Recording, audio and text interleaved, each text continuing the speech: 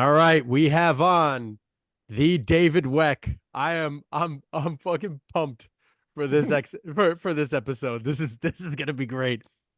I'm Uncle Weck, excited. I'm yeah, excited. Uncle Weck. I've been waiting to talk to you for a long time, and I gotta be honest.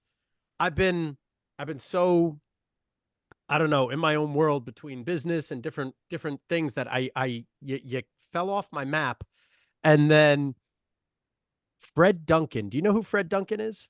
I'd have to see him because the name doesn't give me a face. So he's Buddy Morris's stepson. Um I know, and buddy. and he's coming up big on Instagram lately. Like he's really blowing up.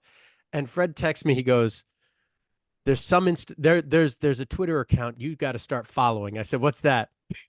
He says, David Weck. I said, Let me look at this.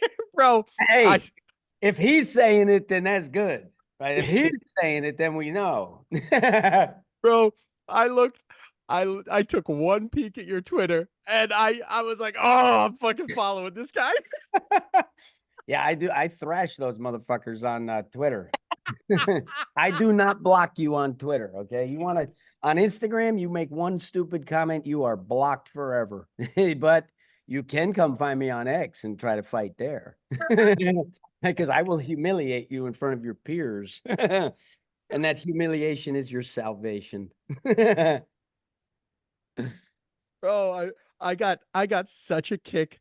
I got such a and like the political rants that I'm looking at, like those were some of the best ones. Like I saw you commented on pictures like the devil and their donkey. Like I was Yeah, I remember that. Well, I mean, come on. I mean, come on, Allah, right? I mean, come on, Allah, right? I mean, come on. I mean, this is a preposterous joke that is not funny. It never was, but now we see the whole thing and it's really not funny. You know, fuck. it's not tenable. It's not plausible. If this thing is free and fair, it's 50 states. I mean, come on, right? I mean, if we're being honest, really, I are were you originally an RFK guy? no, I'm not a anyone guy. But I remember back in like when Trump first announced in 2015 or whenever it was, and I remember just dismissing it as, oh, whatever, like it's a popularity contest, this is the apprentice. And then it's just a policy thing. I mean, if you're doing smart policy and you're strong, you fend for the US better, right? Mhm. And he's not beholden to, like, I don't think they have him on tape doing something, disgusting. Because I think probably the list of people who have been trapped, come to the party. Oh, yeah, definitely. Here, have a drink. Okay, you're now passed out. Or worse, you're operational with no volition of your own. You're just okay, go in there and do that. Bro, And then those Diddy tapes are gonna be outrageous.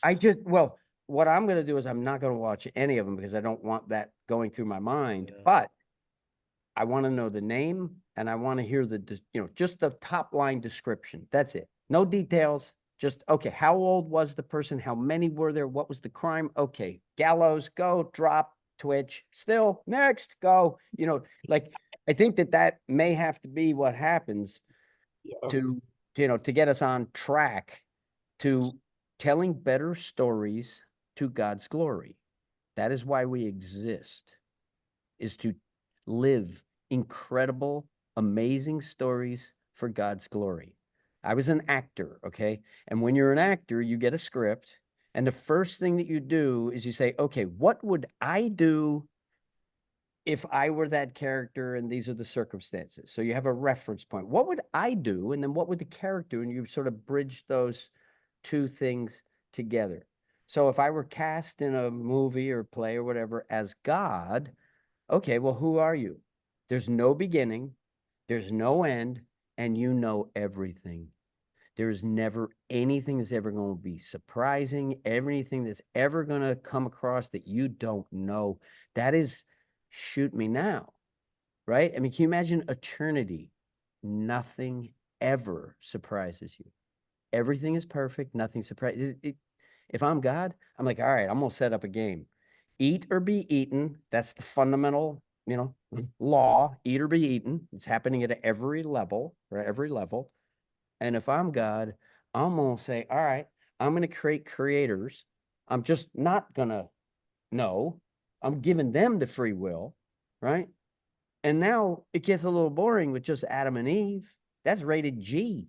You got to, is that all I get to watch? Really? You know what I mean? So you make the devil just unbeatable. You make the devil so powerful because that takes the good and it makes the good rise to the occasion, rise to the challenge. And that's a better story to God's glory because triple overtime is a lot more exciting than 100-0, right? So I think that that's where we're going. I believe it in my soul. And I think the belief in it radiates out. And the fact of the matter is that the body is the accountable thing, right? Jesus, his body, he couldn't break any bones because if you break bones, maybe that structural matrix of bone structure, the crystalline matrix, that literally upon impulse or impact, it creates its own piezoelectric spark. You have light happening within you, and that stress creates the impetus to attract more calcium and pack that bone and make that bone stronger. And then the capacity of the inside of the bone to create stronger blood and to just be robust. It's the bone structure that everybody's missed the boat because the bones are strong when you have the flu. The bones are strong when you're asleep. The bones are strong. So if you can organize the nervous system to move the bones, you suspend them so that now you could balance and you could bounce the bones. And to the extent that you're harnessing the skeletal strength with clean force transmission, there is absolutely no need for compensatory protective tension. It doesn't exist. Everything's 100% productive. Who is going to eat tonight? I am, and my family is, because it's eat or be eaten. It is eat or die. More important than water and food, okay? Water and food, more important. Locomotion, swinging, throwing, catching, carrying. Because how the fuck you gonna get your water and your food if you don't get off your ass and go get it? You need air right now, right? The atmosphere, which you could also call the atmosphere, because if you don't get it 4 minutes, that story's over. You don't get to live it stories to God's glory anymore because the atmosphere keeps you on your toes. And the nervous system, it won't let you die by volition. You can't hold your breath till you die. Your nervous system will pass you out and say, all right, idiot, here, you're going to breathe now. So you can't do it with your mind, right? And everything with the body is 100% accountable. We know, 10 push-ups is 10 push-ups. What you said is irrelevant. What you believe, irrelevant. How many push-ups can you do? If you do 9 and you said 10, you did 9. You did not do 10. So we all know that. And as we move forward and artificial intelligence and all the technology that comes, we will get to a point where you can no longer trust anything, okay? If it's artificial intelligence, it is becoming omnipotent, like a god in a sense, right? That going and going, you could literally have a person that's not a person if you're smart enough to do it. And so what you can trust in is your own personal relationship, gravity in the ground, heaven and earth, right? Your job, our job as a human being is to take that force and use it to deliver it downstairs so you can receive it. You got to pitch a nice meatball if it's a home run derby, right? You're not trying to strike yourself out. You're trying to pitch it right where you want it. So every hit, there's no strikes, there's no foul balls, there's nothing. It's always a home run, always. And if you mess up, it's still a base hit. So that's sort of the framework which I look at everything is what is it built upon, right? What are the fundamental physics involved? What are the fundamental biomechanical, bioneurologic aspect of it? So when we move our bodies intelligently, we have an opportunity to now organize the brain, huge regions of the brain. Motor sensory in the hands is probably the biggest, right? You got your eyes, which have a whole continent back here for them. You have your eyes. And then It's basically get to the root and build on the root. Because if you don't have root, you can't deliver force. And a lot of trainers will say it comes from the ground up. And that is page 2 of the book. Because before you can take it from the ground, you have to deliver it down to the ground. So down always goes before up. You have to load to explode, land, load, launch. And that is the fundamental equation of shifting one's weight from this position on this foot to this position on this foot, whilst maintaining perfect control over the center of mass. So we can coil and spiral the body and move it with the greatest power and efficiency possible, right? So we're expressing whatever strength we have to the absolute maximum. That is the foundation. So that if you come into the gym and we do a bunch of exercises that don't relate to gait, and in fact will actually impair the gait function, because you're now giving someone an incorrect intent. So if your intent is to immobilize your spine in neutral and clamp it down and don't let your spine bend, this is literally doctrine. It is the dogma of our day. Since 2006-7 is when the peer review fitness community, the guys who make the rules, right, the gatekeepers of employment, can't be a strength coach unless you, high school, college, pros, most places, you can't be a strength coach unless you got your little CS. And if you don't got your CS, you're not welcome. You can't work.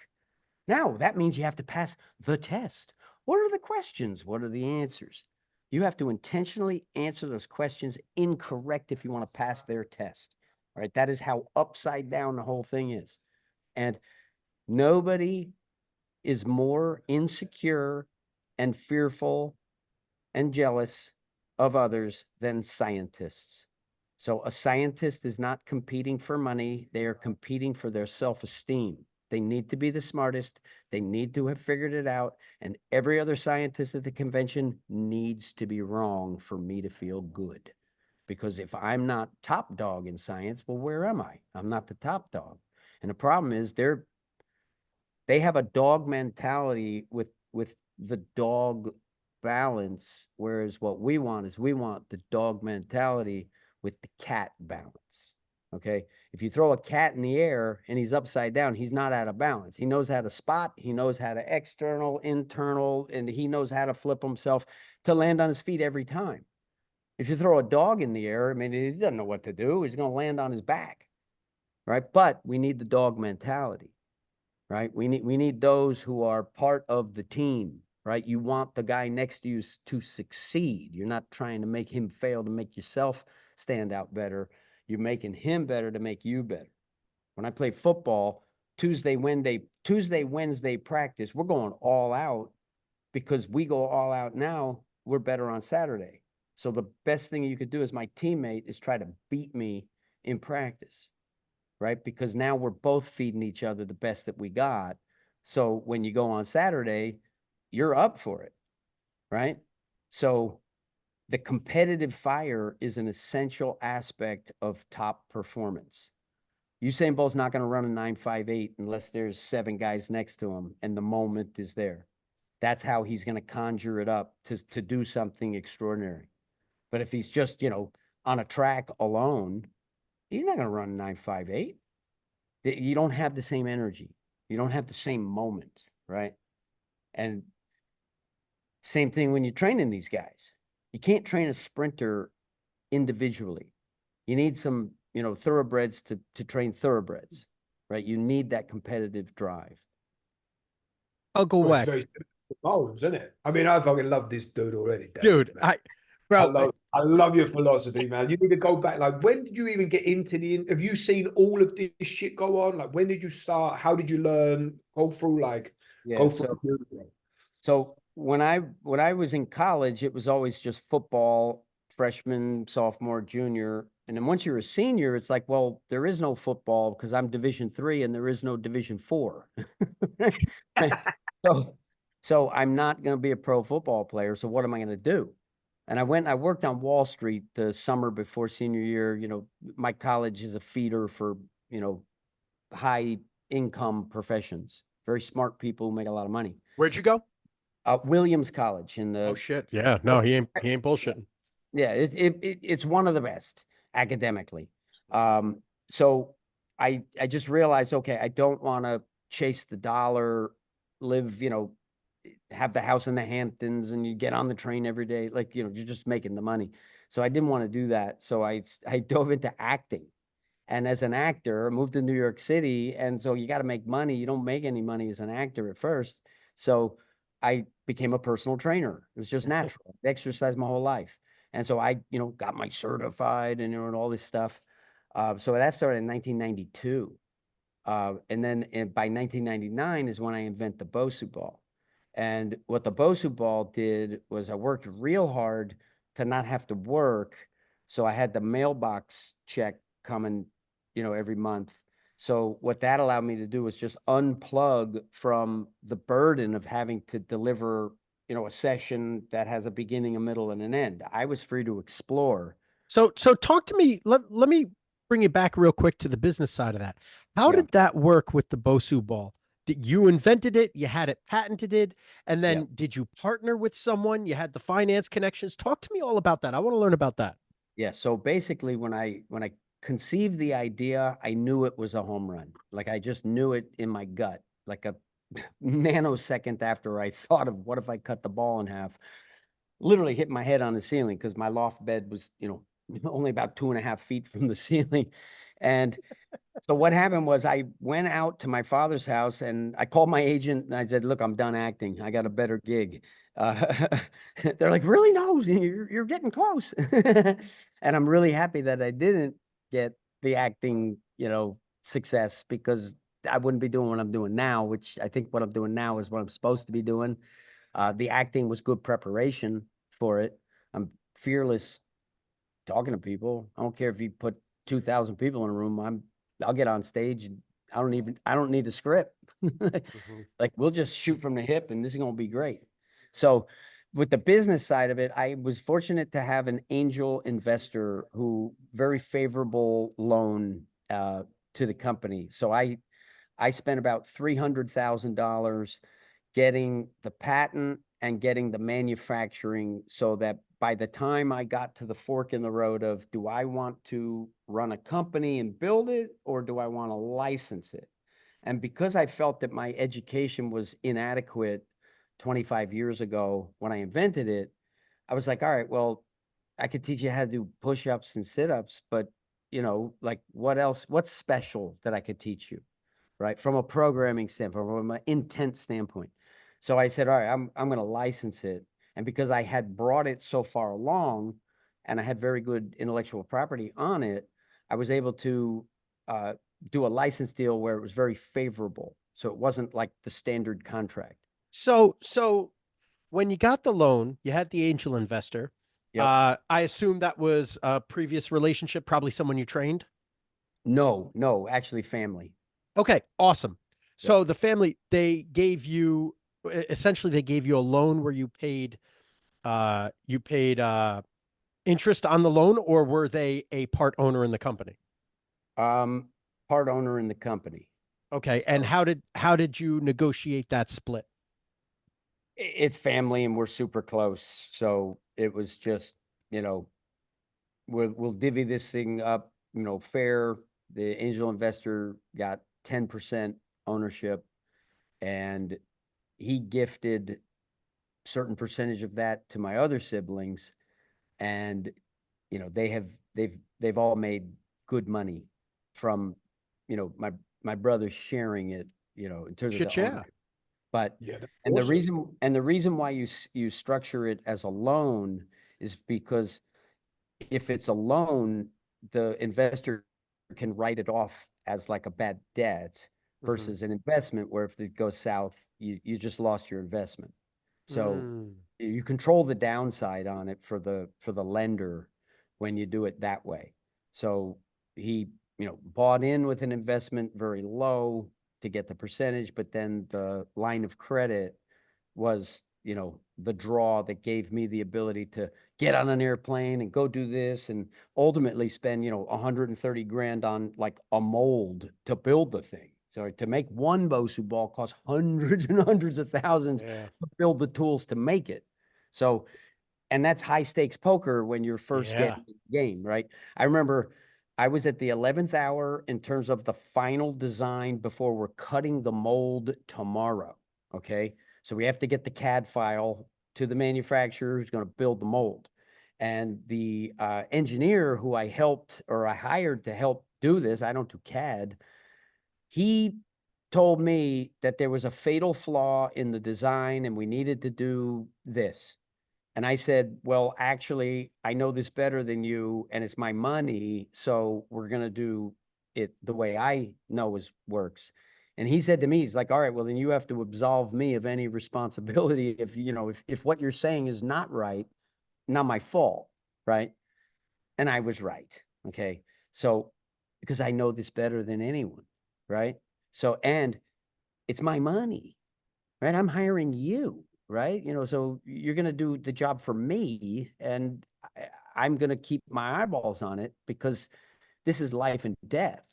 If I make a mistake and I got to go get another 130 like that, you know, now you're risking all.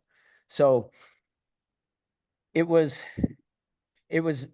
in the beginning, it was ready, fire, aim, Yeah. because I knew what it was and I knew the potential that it had, which is worldwide millions, I mean, 1 billion people, you know, because it's something that exists in the commercial environment. So if it's at a gym, you could theoretically have 100 people touch it in a day, right? So one BOSU sale services 100 people a day in that YMCA or whatever, Yeah.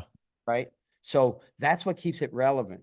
So if you sell a product to a consumer, it goes into sort of a black hole because it's going to be in their basement. They'll use it for a time and then they'll stop using it. You know, if you have a Peloton, your clothes are drying on it or whatever. Like that's just what happens to the consumer. So if you sell ab lounges or Tony Little things or whatever, magic legs or whatever, you can sell it to consumers, but the commercial won't use it. So you have this blip. If it's successful, you sell a lot and then you stop selling them and they don't exist anymore because it's not a sustainable thing because it went to everybody's home and it costs a lot of money to put the offer in front of people. You know, like when P90X was at the crest, the amount of money that they were spending on television advertising, I mean, you're talking about tens of millions of dollars. That was netting a return that was in excess of that and made it worth doing. You don't see that ad on TV anymore, which means they're not selling that thing anymore. Doesn't exist anymore. And muscle confusion is sort of anathema to me. I don't want to confuse my muscles. I don't want to make my nervous system more nervous. Okay. Like, you know, come on, right? We can burn fat and be functional at the same time. So we don't need to sacrifice the biomechanics and the intent, right, to make you sweat, right? The only reason you wouldn't do it is ignorance. It's the only reason, right? Or you're wrong and you have a position of authority and now you're just biting your fingernails, you know, marking the calendar. How many more months do I have left? Top, you know, top dog. All right. And I made the strategy. I'm going to come in underneath you. I'm not on top of you. I'm not better than you. I'm underneath you and you can't be your best without me. You see, I'm competitive. And if you want to come at me, you picked the wrong guy. You picked the wrong guy. And in this case, they picked the right guy because my destruction of their dysfunction, my destruction, I am dismantling dysfunction. I am restoring physical integrity to humankind. And they have made human mean. Okay. Bunch of bullies. If you are not a trained fighter, okay, I don't give a fuck how strong you are. I will destroy you. You better be good and capable of destroying me, but I will not back down. Okay. I'll step in a ring with Mike Tyson as long as if he hits me too hard, I'll fall down. He ain't going to kill me with one punch. I know how to at least not get killed. I'll get beat, but I would do it just for the experience. Like, fuck yes. How many can I take? I don't know. In his prime, I might not have done it, but now, of course I would. right? Like, what marketing could that be? Going, you know, I'm gonna get knocked out by Mike Tyson. Let's see how long I last. So And let's make it bare knuckle, because bare knuckle, I got a better chance at bare knuckle. Don't put a big pad on my hand. Your kitty needs claws here, okay? If I ain't stronger than you, I need something's gonna penetrate. I don't need to pound you with a big old pillow. I'm never gonna win that way. oh man. So Bare knuckle and no tape. I'm talking no tape. I'm talking this is just mano y mano. so Uncle Weck, let me reel you back in. Let's I wanna learn more about this business side of you, because you're no fucking dummy with business. You are no dummy with business. You built something from nothing, and you're creative as hell. And a lot of the time, creative people aren't great at execution. Like the most creative people I know, man, they're you know, they need someone to funnel it. You did it, and you were able to just come up with this idea, put it on paper, and make it a fucking reality. And then not just make it a reality, crush it, right? Absolutely crush it and make all the right decisions along the way to do that. That's inspiring as fuck. So was that luck? Was that training? Was that, did you have the right people in your corner? It's the right people. So I have the people around me that are, you know, do the things where I don't have a lot of strength, and then it allows me to devote essentially all of my time to the creativity. So I personally don't do much of the execution. And in the beginning, I did everything. Mhm. And my father was my business partner. So I had the counsel of someone who, you know, had logged a lot of years, very successful, you know, better at business than me. Mhm. So I had that. And then I would always hire like assistants and stuff for many years. So I kept it very small. I've grown and contracted depending upon sort of, you know, the people, you know, you think it's going one way, then it's not, you pare it down, then you expand it. And so right now we're sort of like here, and I have a CEO. I have, you know, everybody here has a role and responsibility that takes the heat off me to do those things. I probably wouldn't do them as well as they do them. I wouldn't. And this frees me up. So Completely frees me up. so you have all these people working for you. Do they handle the BOSU ball and the Weck method and all, or what? So How's it all organized? yeah, so basically the BOSU ball and the BOSU brand, I license that. So that's not an in-house product. We sell a version of the BOSU ball, the Elite, that has a firmer dome. We sell that one. So we have that, and that's our only BOSU product that we actually sell. Weck Method was formed in 2024, doing business as BOSU, because the prior management at my licensee turned out to be a dirty little whatever, you know, fat little fingers. So anyway, I the arrangement was, if I call it BOSU, it's in the license.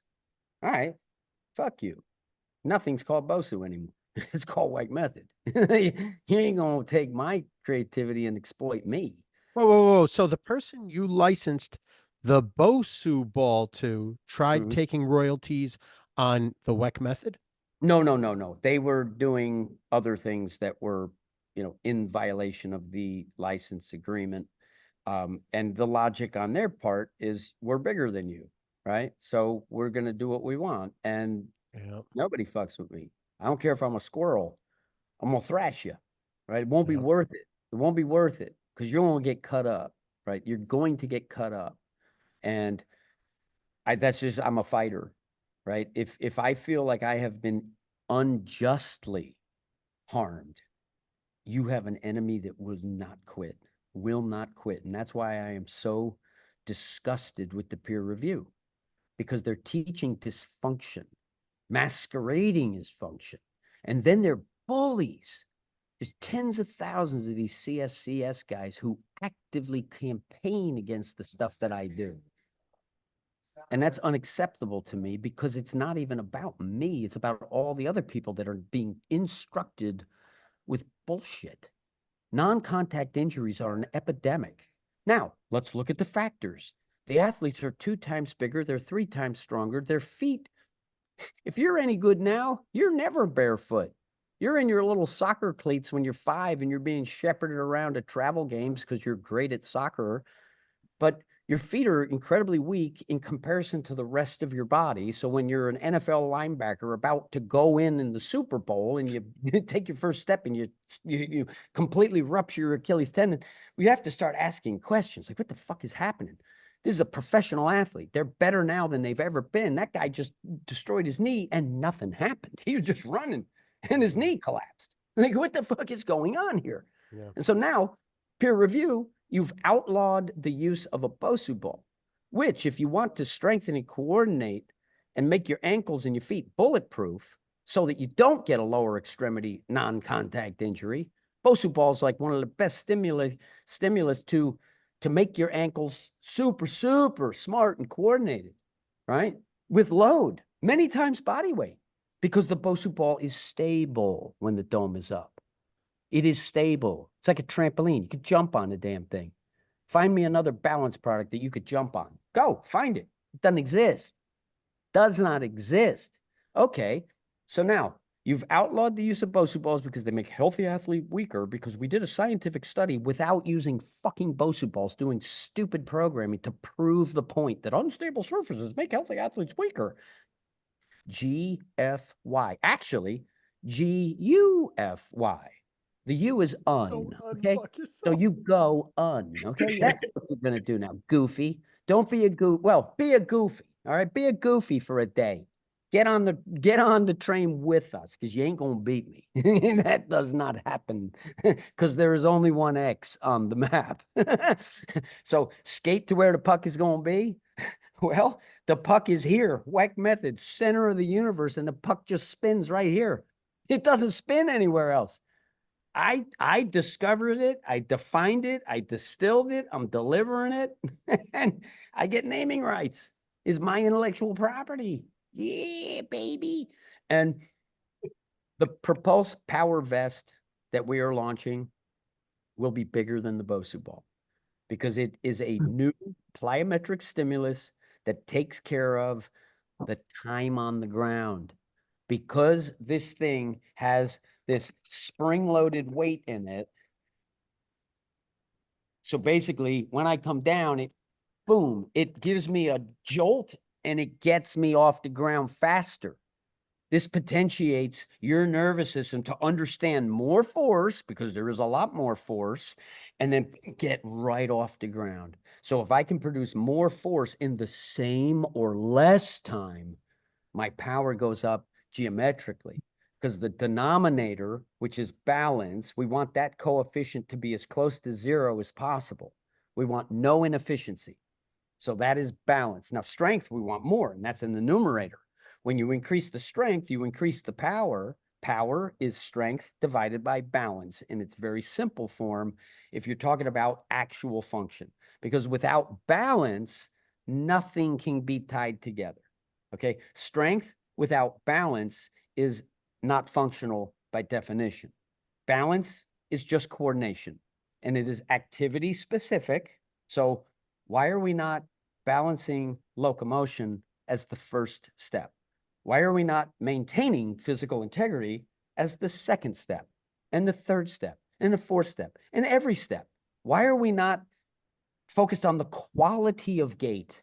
I had one of these a-holes, healthy athletes, whatever, come at me. And you're going to come at me. This guy was too stupid to even humiliate. I mean, the guy was a moron. And I was like, Jesus Christ, he's an idiot, right? And he said, well, balance, that, my athletes walk in and they don't fall down. So we've got that covered. I'm like, holy shit, dude, 51% doesn't fall down. Oh, you don't even assess or teach quality locomotion. You teach stiff, straight spine, out of balance by definition, not powerful by definition. Even if you tell a good athlete to do it, they're not going to do it. They're going to do what they do, which is big cat, which is athletic intelligence. So you have these dweebs at the top with their PhDs and your published papers, and they're, oh, I want to pray at the altar. Yeah, oh, stiffness, yay. It's fucking bullshit. It's fucking bullshit.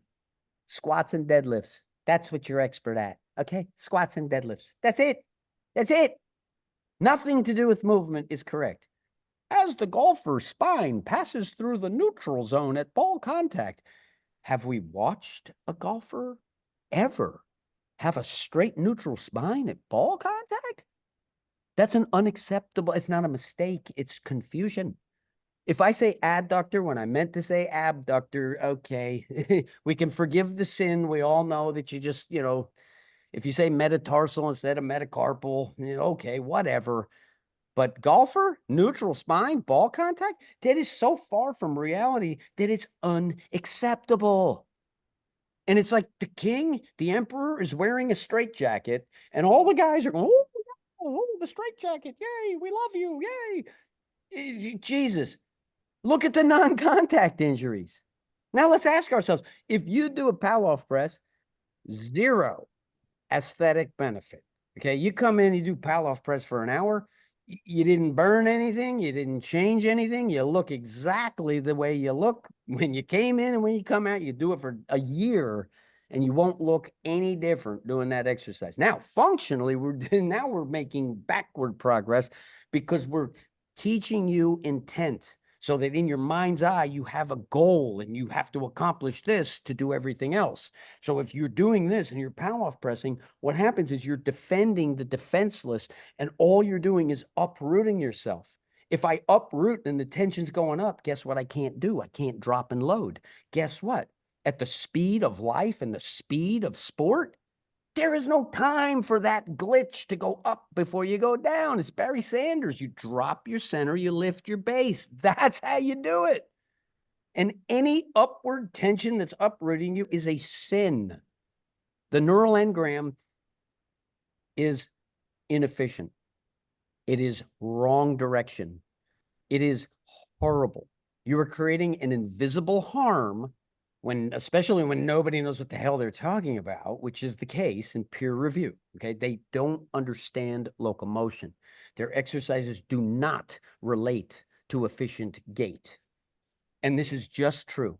Dick Fosbury, 1968, he defined the way that you jump over a high jump bar with the greatest biomechanical efficiency, because Fosbury's technique, arching the back and going over backward, gives you the capacity to now not bring your center of mass over the bar at any point in time, yet your entire body goes over the bar because the biomechanics. And you get the posterior as opposed to, oh, well, I have to, go forward and dive, which just is not as powerful. 1972. Fosbury, by the way, won the gold medal and set the Olympic record in 1968. And the Mexico City Olympic, the fans, they were going nuts, because here was this gangly, least athletic guy setting an Olympic record, doing something no one had ever seen before. Now, 1972, the next Olympics.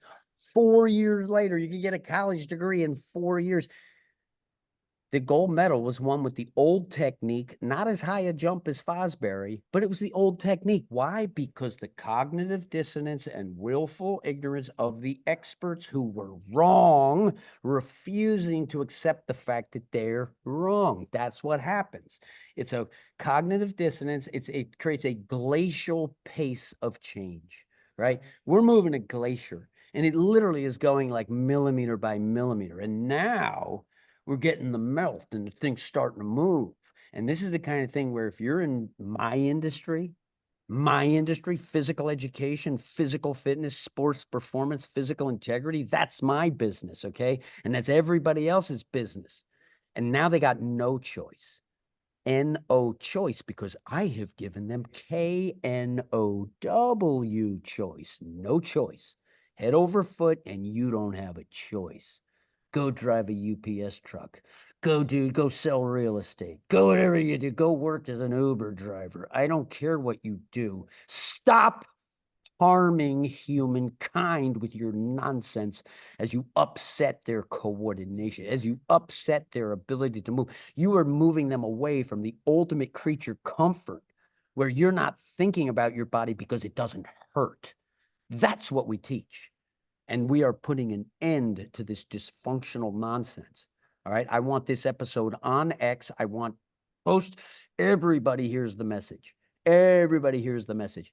And I don't think there's many people in the industry who haven't heard of me, haven't heard of my work at this point.